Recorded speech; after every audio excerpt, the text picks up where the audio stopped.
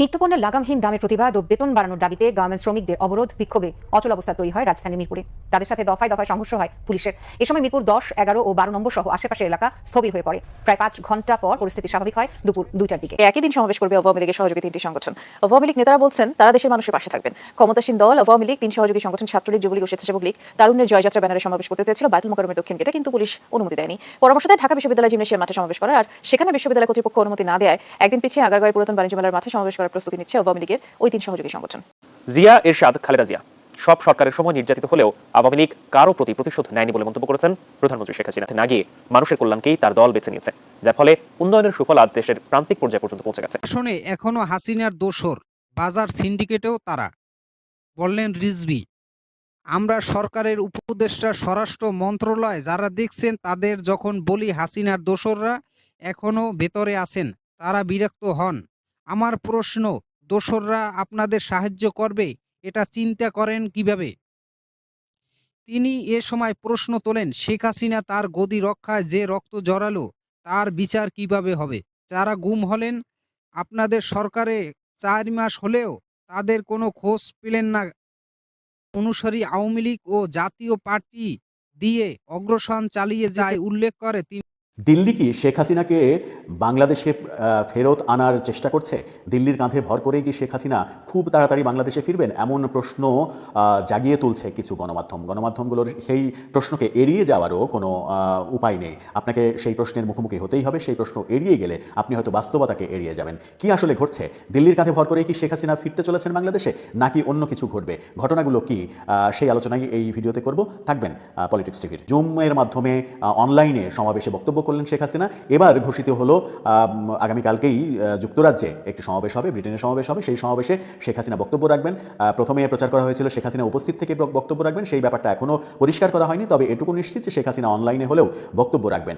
জাপানে আরেকটি মিটিংয়ের আয়োজন করা হচ্ছে খুব শীঘ্রই, সেখানেও শেখ হাসিনা বক্তব্য রাখবেন এমন খবর গণমাধ্যমে আসা শুরু করেছে। শেখ হাসিনা ওপেন রাজনীতি শুরু করেছেন এবং ভারত সেই সুযোগটা করে দিয়েছে। দিল্লিতে বসে থেকেই শেখ হাসিনা রাজনীতি করছেন এবং দিল্লির কাঁধে চড়েই শেখ হাসিনা বাংলাদেশে ফিরতে চেষ্টা করছেন এমন আলোচনা কিন্তু গণমাধ্যমে শুরু হয়েছে। এটাকে কি, এই যে শেখ হাসিনার বিভিন্ন সমাবেশে বক্তৃতা দেওয়া শুরু করলেন, এটাকে কি শেখ হাসিনার ফেরার ইঙ্গিত হিসেবে ধরা যায়? ভারত যেখানে শেখ হাসিনা যেখানে রয়েছেন, দিল্লিতে শেখ হাসিনাকে আশ্রয় দিয়েছেন ভারতের ইশারা ছাড়া শেখ হাসিনা আন্তর্জাতিক পরিমণ্ডলে রাজনৈতিক কর্মকাণ্ড পরিচালিত করার সুযোগ পাওয়ার কথা নয়। যখন ভারতের ইশারাতেই রাজনৈতিক কর্মকাণ্ড পরিচালিত করছেন শেখ হাসিনা, তখন ভারতের বর্ডারে চলছে এক ধরনের অন্যরকম সাজ আয়োজন। ভারতের বর্ডার একেবারে অফিসিয়ালি না হলেও আনঅফিসিয়ালি সিলগালা করে দেওয়া হয়েছে। ভারতের বর্ডার দিয়ে কিছুই আসছে না। গরু আসতো, চিনি আসতো, মসুরের ডাল আসতো, পেঁয়াজ আসতো, আলু আসতো, সব যাতায়াতই নাকি বন্ধ করে দেওয়া হয়েছে। সেখানে হিন্দুত্ববাদী সংগঠনগুলো আরও বেশি ভূমিকা রাখছে। বর্ডারে সতর্কতা অবলম্বন করা হয়েছে, চিকেন নেকে আলাদা করে সতর্কতা জারি করা হয়েছে। সেই সতর্কতার অংশ হিসেবেই হাজার হাজার লক্ষ লক্ষ সেনা মোতায়েন করা হচ্ছে ভারতীয় সীমান্তে, যেন সীমান্ত অরক্ষিত না থাকে। এবং আরও বলা হচ্ছে, গাইবান্ধা সহ বিভিন্ন জায়গার সীমান্ত দিয়ে ভারতে অনুপ্রবেশের জন্য সংখ্যালঘুরা ভিড় করছেন। এই অনুপ্রবেশ ঠেকানোর জন্য নিরাপত্তা আরও বেশি জোরদার করা হয়েছে। ভারতের সীমান্তে এক ধরনের যুদ্ধাবস্থা বিরাজ করছে। সেই সব আয়োজন কি শেখ হাসিনাকে ফেরানোর ইঙ্গিত? এই ব্যাপারে জাতীয় পার্টির একজন সাবেক এমপি ব্যারিস্টার শামীম পাটোয়ারি একটা টেলিভিশন চ্যানেলে সাক্ষাৎকারে বলেছেন যে ভারত এরকম কোনো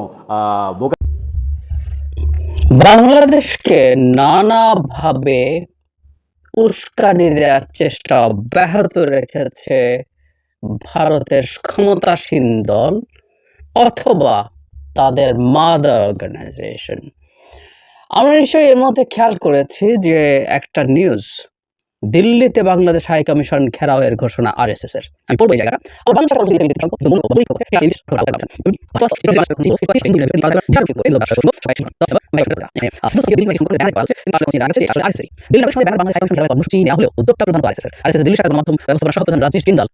দিল্লিতে সংবাদ সম্মেলন করে এই কর্মসূচি ঘোষণা দেন। বলেন, নাগরিক সমাজের এই কর্মসূচি 10 ডিসেম্বর অনুষ্ঠিত হবে। ওই দিন আন্তর্জাতিক মানবাধিকার দিবস হিসেবে পালিত হয়।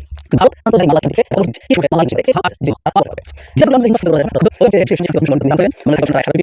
তারপরে আরো বিভিন্ন জায়গায় দেবেন ইত্যাদি। কিন্তু তারা ঘেরাওয়ের কর্মসূচি দিচ্ছেন। ঘেরাও শব্দটার মধ্যেই আছে এক ধরনের উস্কানি, এক ধরনের জঙ্গিবাদী অ্যাটিটিউড।